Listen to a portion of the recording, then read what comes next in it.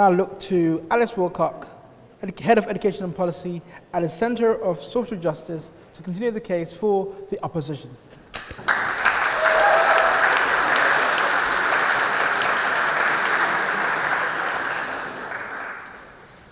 Thank you, Mr. President. It's a pleasure to be here tonight. Oxford and Cambridge have a vital role to play in addressing the admissions gap. But it is essential that we develop a system in which your beginnings do not write your endings. While some progress has started to be made, it still seems like admissions to Oxbridge follow the same old story that they have done for hundreds of years. We've all read this book before. You grow up wealthy, you effectively have a magic key that grants you access to Oxbridge. This motion hopes to offer a reboot. The same old content dressed up in shiny colours. Don't be deceived. While a cap system may sound like a brand new story, and that's what the proposition want you to believe, it's purely fan fiction. Tonight, I'll hope to convince you that a cap-based system would put a focus on meeting arbitrary quotas and divert resources from proven policy solutions that tackle the root causes behind the admissions gap. If we want a fair admission system, we need to give disadvantaged pupils the chance to craft their own endings. This motion is obsessed with wordplay. It creates a world where people are summarised in mere sound bites. It assumes private can be directly translated into privilege, while all state school applicants must be disadvantaged.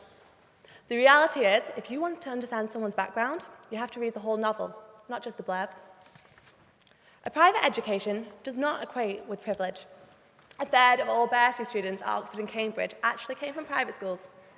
On the other side, not all state school children are disadvantaged. Now, I struggled with this myself. I'm preparing for tonight's debate. How could I not revisit my own narrative? How do I tell you guys my story? What do I want that story to look like? I've been billed tonight as a state school comprehensive pupil who went to Brasenose. Is that true? Yeah? Is that the whole picture? Definitely not. I would change nothing about my story. In fact, I feel very privileged. I'm convinced I had the best education money could buy. Just turns out that the taxpayer was footing the bill. I got the grades I needed, and I was lucky enough to go to an amazing sixth form college which had an amazing track record on getting pupils into Oxford and Cambridge. While the education that I received was incredible, I also had a secret weapon: my family. Now, I've ummed and ahed about whether or not I should include them in the speech tonight, but I don't think I can tell you my story without reference to my parents. They literally moved heaven and earth to help me with my application. Honestly, if there was a Guinness World Record for the number of visits to the student room, it'd go to my mum. My mum and dad looked over countless personal statements. They helped me refine my critical thinking skills and shared every high and low on my journey. I was blessed to have a family who could devote so much time to supporting me. I owe them a debt of gratitude for my place at Brasenose. So was I disadvantaged because I went to a state comprehensive school? You know, I don't think so. In fact, compared to some friends I made here who went to private school, I had a whole lot more support than they actually did. The truth is, there are some state school pupils who are advantaged, and there are private school pupils who aren't. We cannot simply say that by boosting state school admissions figures, Oxbridge will automatically reach pupils from the most disadvantaged backgrounds. If we want to challenge the low number of disadvantaged pupils getting into Oxford, and I think we all do, we need to understand what lies behind the admissions gap. At the Centre for Social Justice, we have found 3 main barriers that disadvantaged pupils face. The primary barrier is low prior attainment, which economists have actually shown accounts almost entirely for the different rates of admissions into university. Pupils from disadvantaged backgrounds are around half as likely to get the top exam results needed for a competitive Oxford application. The second is soft bigotry of low expectations. Many pupils worry that they wouldn't fit in, and this is enough to put them off applying in the first place. I mean, look at us. I'm dressed up in black tie for this debate tonight. That is ludicrous. But there's still loads of smart and ambitious disadvantaged pupils who fail to make the cut each year. And these children face a third barrier. They receive very little help with their application. A cap does nothing to tackle these injustices. It only creates a set of perverse incentives. It encourages colleges to inflate state school admission figures to get their attention-grabbing pull quote. But if you look in the fine print, you'll see that this new system would not lead to a radical rewrite. If a cap was introduced, it's likely that we would see an exodus of children from private schools into the very best state schools as they attempt to gain the new system. Alongside distorting the incentives of families, let's consider what a cap would do to the incentives of Oxbridge admissions officers. Colleges at Oxbridge who currently admit very few state school children would be faced with the challenge of boosting these numbers overnight.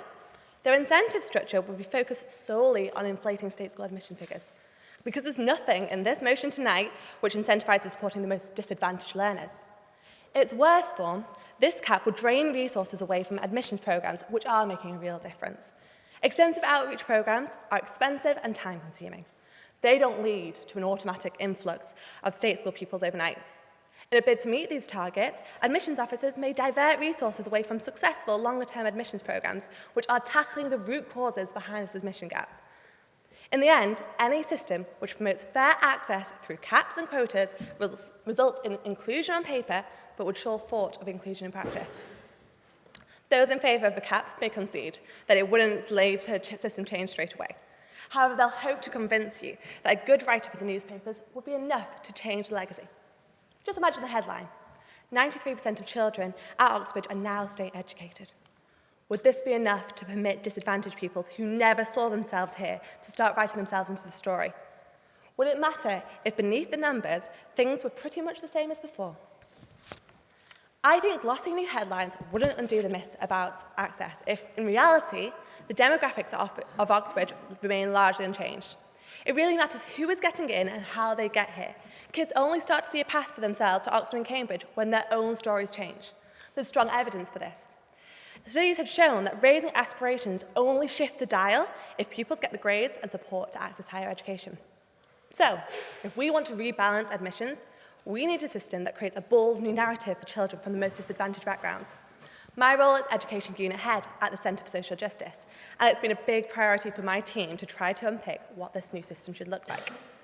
Our research has found that the biggest barrier in admissions for disadvantaged pupils is that they're less likely to have the grades needed to even apply in the first place. Now, there's only so much that any university can do to address the attainment gap.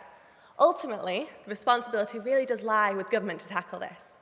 However, this year, both Oxford and Cambridge have introduced trailblazing foundation years, which may start to undo this inequality, and it is an immense privilege to sit on this side of the bench with one of its graduates. Foundation years provide opportunities to talented pupils with high academic potential who have faced severe disadvantage. They offer a year of Oxford teaching to help students reach their academic potential, develop their self-confidence, and secure a place at a top university. The scheme has already proven to be a success through the Lady Margaret Hall pilots, which has seen 3/4 of all students on the foundation year later gain a place at Oxford, and 13 of these go on to earn a first-class degree. This programme is proof. If you tackle the attainment gap, pupils from disadvantaged pupils will thrive at Oxbridge. Alongside addressing the inequality in attainment, we need to shatter perceptions and equip disadvantaged pupils with the support needed to make a successful Oxford application. This is where in-house admission specialists come in. Admission specialists provide impartial advice. They broaden pupils' fields of vision, and they offer supports with the practicalities of admissions. State schools who have admission specialists have skyrocketed up their admissions tables. Brampton Manor is a well-known example. This state school in Newham, where around half of all pupils are eligible for free school meals, has a team of 5 admission specialists. This year, they managed to get more pupils into Oxbridge than Eton. These programmes are only in their infancy. If we want to increase their reach, we will need massive, long-term investment. Oxbridge is on that journey. These interventions are scaling up, and they're doing so in the absence of a cap system. A cap would do nothing to incentivise this kind of intensive outreach. In fact, if a cap was adopted, it would risk cutting short the progress that Oxbridge has made. Funds would be diverted to find quick fixes with a focus on a quota system. Getting wide-scale adoption of these programmes will not be easy. Changing the story never is. But ultimately, Oxbridge needs to focus its efforts on doing what works, rather than introducing a fundamentally unhelpful cap system. We need to create a system where your beginnings do not write your endings. Therefore, Mr. President, I urge the House to reject this motion and to vote with the opposition tonight.